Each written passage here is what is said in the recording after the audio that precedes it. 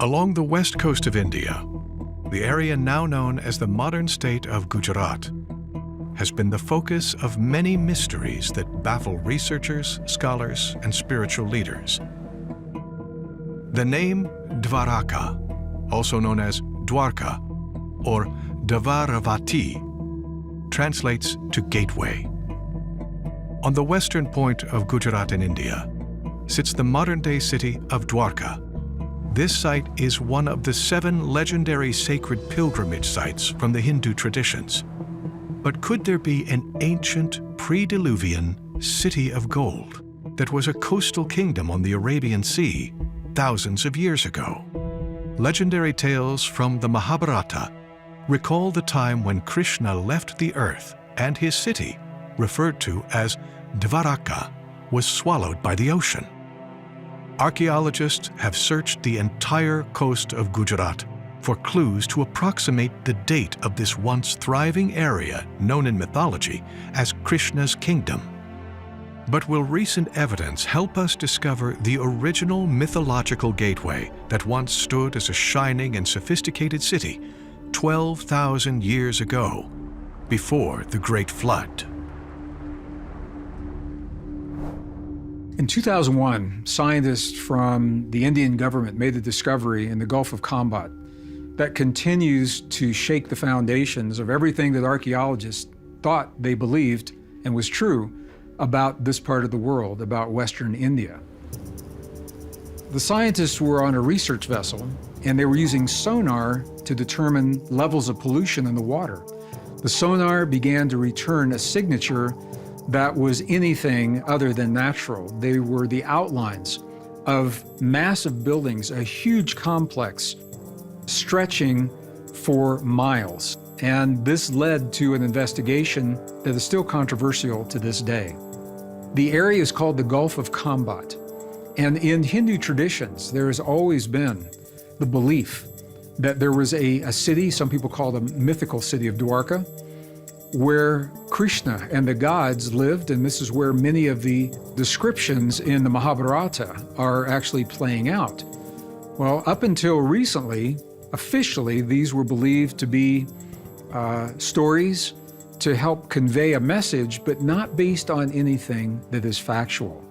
The discovery in the Gulf of Khambhat has changed all of that. So what the scientists have now found is the remnants of a city, a massive city, 5 miles long, 2 miles wide, possibly 2 separate cities. And when they began dating debris found from within the cities, the dates are coming back around 9,500 years before present, and maybe a little bit older than that, placing them precisely at the time of the Younger Dryas and the results of the Younger Dryas.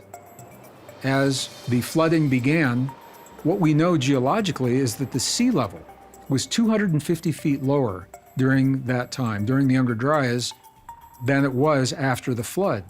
So what we're looking at is the remains of a city that was right on the edge of the shore that was inundated when the seawall broke and the massive flood happened, whether it was a result of the Milankovitch cycles or the result of the comet or a combination of all of those.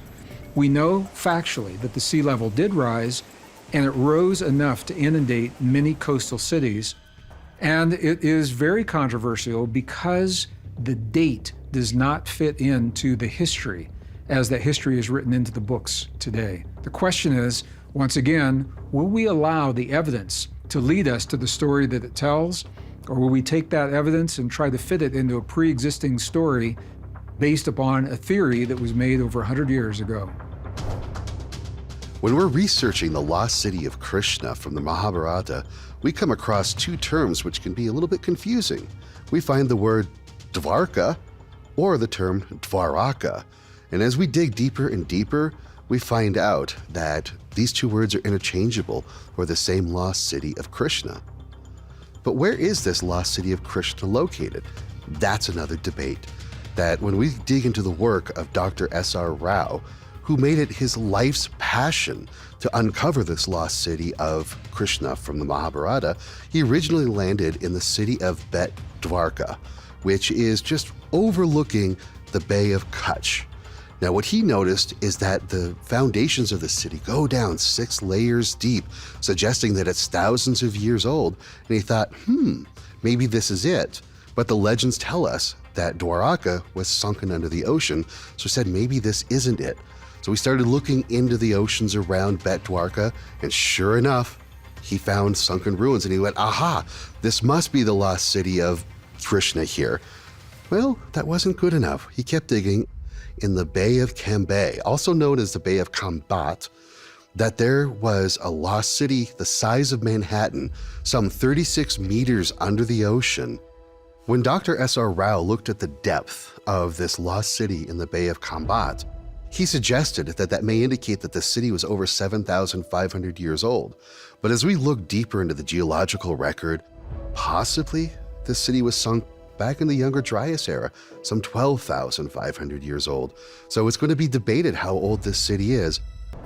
What's special about Dwarka is not only that it was home to Krishna, but that it has this fantastic description with hundreds of palaces shining like gems. It's described as sort of a paradise. So there must be something enormously significant about the location of Dwarka. It suggests that we really don't know how old, in fact, Dwarka actually is. This description leads alternative researchers to wonder, is there something significant about the location of this ancient lost city of gold and jewels? When we look at Earth energies and how the Earth was tapped into as a power source, some Earth energies converge at ancient sites, and these are called alpha lines. So they have a birthing point. So if we imagine, for example, that beneath these places, energy is coming up like a fountain, really strong, like a spring, bursting through the ground, that alpha line will come up, and then it will start to flow, and they have an alpha birthing point and a termination point called an omega point. So if we imagine that the ancients would look for these birthing points of these energy currents and the termination points, they are places that have exceptional power. The legends of Dwarka claim that this was like one of the most beautiful cities in the world, made of different emeralds, gold, and crystals. It was just amazing.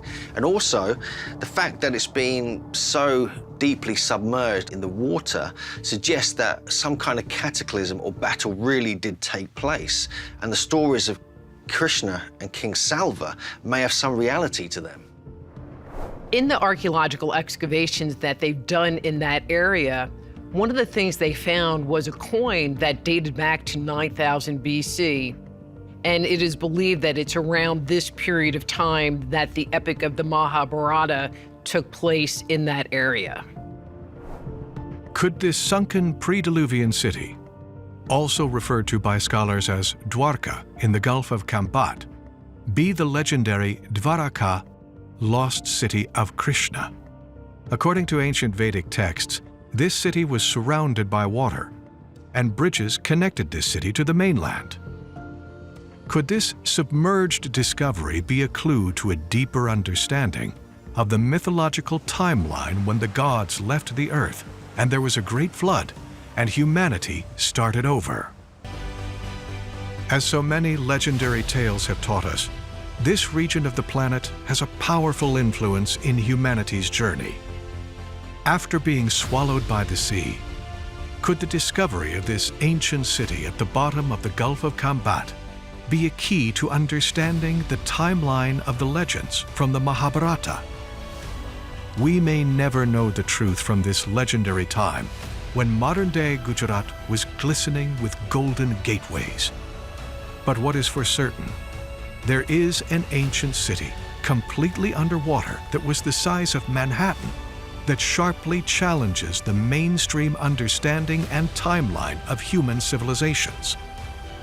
What other clues left behind from our ancestors will be found at the bottom of the Arabian Sea to help us understand this epic time before the Great Deluge?